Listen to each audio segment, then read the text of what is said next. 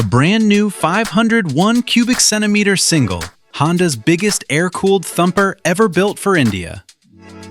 Walking straight into a gap Royal Enfield left open 6 years ago. Honda just made a serious bet. But the more interesting question is what happens next door, at Suzuki, because they've actually tried this exact fight before, and lost. So, quick rundown on what Honda actually revealed. This isn't a rebadge, isn't a twin dressed up as something else.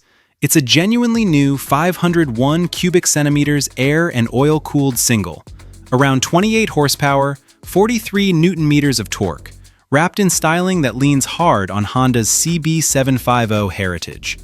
Round LED headlamp, sculpted tank, spoked wheels. And here's the timing that matters. Royal Enfield killed off its own classic 500 back in 2020. That spot's been empty ever since. Honda's walking right into it. Now, let's address the elephant in the room. Royal Enfield isn't just present in that space, it's genuinely dominant. This year, it was ranked the third strongest automotive brand on the entire planet. Brand value up 30% to $1.2 billion. And over 90% of its India sales still come from 350 cubic centimeter singles. The Bullet, the Classic, the Hunter. Honda showing up with clever timing isn't enough on its own. It needs the actual character riders associate with a real thumper. Which brings us to Suzuki.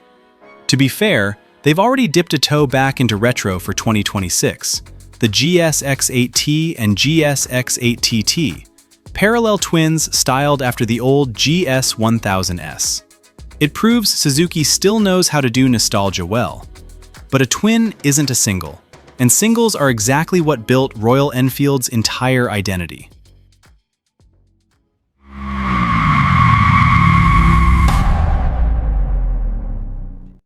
Here's the part most people forget though. Suzuki's actually used the Tempter name twice before. First on the GR650 back in '83, a British-styled parallel twin that only lasted 2 model years in the US before Suzuki pulled it.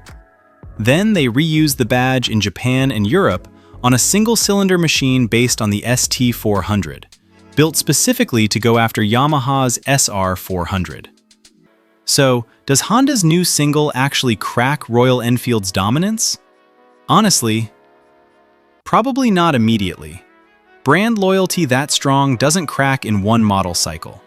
But it proves there's real demand sitting outside Royal Enfield's walls. Demand big enough that Honda bet an entire Made in India lineup slot on it. Does that mean Suzuki dusts off the Tempter name again?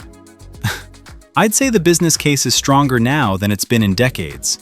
But Suzuki's actual problem last time wasn't the concept, it was the execution. They built a single that was too refined, when what riders wanted was something raw. If Suzuki tries this a third time, the name isn't what needs fixing, the character does. Stay fast, stay freaky. This is Moto Freak, signing off. See you on the road.